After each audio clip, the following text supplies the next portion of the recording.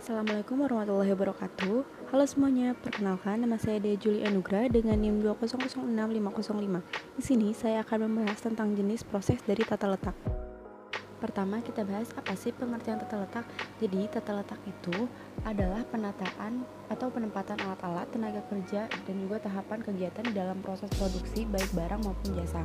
Menurut Rider and Heiser, tata letak atau layout merupakan suatu keputusan penting yang menentukan efisiensi sebuah operasi dalam jangka panjang. Jadi, definisi tata letak itu bisa dikatakan sebagai penataan letak baik alat maupun tenaga kerja dalam proses produksi untuk menciptakan efektivitas dan juga efisiensi dari proses produksi itu sendiri. Yang pertama ada tata letak proses. Tata letak proses ini penyusunannya berdasarkan alat yang sejenis atau memiliki fungsi yang sama dan ditempatkan pada bagian yang sama. Atau bisa juga dengan mengelompokkan orang-orang yang memiliki keahlian yang sama dengan bidang yang sama. Contoh perusahaan yang biasanya menggunakan tata letak proses seperti rumah sakit, restoran, perusahaan mebel, dan juga perusahaan pembuat roti. Pada gambar merupakan proses dari tata letak perusahaan mebel. Yang pertama, input dimasukkan ke dalam ruangan yang berisi alat penghalus. Setelah dihaluskan, kemudian masuki ruangan dengan alat ukur. Setelah diukur, kemudian bahan dipotong dan setelah dipotong melakukan pengecetan. Setelah pengecetan, akhirnya jadilah output. Selanjutnya ada tata letak produk, yaitu di mana perusahaan memproduksi dalam jumlah yang besar dan juga memanfaatkan semaksimal mungkin mesin-mesin yang ada. Biasanya tata letak ini digunakan untuk proses produksi standar dan proses produksi massal. Contoh pada gambar seperti tata letak produk pembuatan bubut.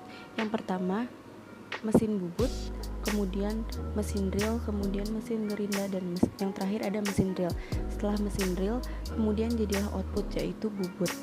Selanjutnya ada layout posisi tetap. Jika pada layout lain produknya yang bergerak sesuai tahapan produksinya, maka pada tata letak ini justru produknya tidak bergerak, malah bahan baku dan alat-alat produksinya lah yang mendatangi produknya. Contohnya seperti pembuatan gedung, jembatan, bengkel industri kapal, dan lain-lain. Contoh pada gambar seperti pembuatan jembatan.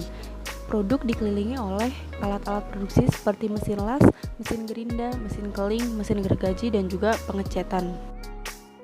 Selanjutnya ada tata letak kantor. Tata letak kantor itu memanfaatkan pekerja, perlengkapan, dan juga ruangan bagi mereka agar informasi dapat berjalan dengan lancar. Tata letak kantor merupakan tata letak yang paling kompleks dapat dilihat. Pada gambar terdapat contoh bagaimana tata letak kantor dibuat agar informasi yang disampaikan dapat tersampaikan dengan baik kepada anggota yang lain. Selanjutnya ada tata letak grup. Tata letak grup ini mengelompokkan produk atau jenis komponen yang dibuat berdasarkan kesamaan dalam proses produksinya. Contoh tata letak kelompok seperti terjadi di universitas dan juga tempat hiburan. Berikut adalah contoh gambar penataan dari tata letak kelompok. Selanjutnya, ada tata letak kombinasi.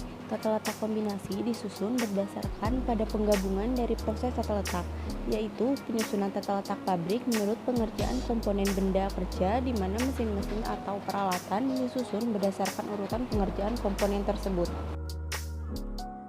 Berikut adalah contoh gambar dari proses tata letak kombinasi. Contoh pada produk D, proses pertama yaitu gudang bahan. Proses kedua ada pada departemen mesin perata. Proses ketiga ada pada departemen drill, proses keempat pada departemen perakitan, proses kelima ada departemen inspeksi dan juga pengepakan, dan proses terakhir ada pada gudang bahan dan juga pengiriman. Selanjutnya ada prinsip penyusunan tata letak. Yang pertama ada Principle of Overall Integration. Prinsip ini untuk menghasilkan koneksi yang harmonis serta tata letak yang baik dan benar dengan melakukan integrasi tenaga kerja, bahan, mesin, peralatan, dan juga perlengkapan. Yang kedua, ada Principle of Minimum Distance Movement. Prinsip ini menerapkan jarak tempuh yang pendek seperti pergerakan tenaga kerja, bahan, barang jadi, dan setengah jadi dapat dihemat dengan mengurangi jarak perpindahan. Yang ketiga, ada Principle of Workflow.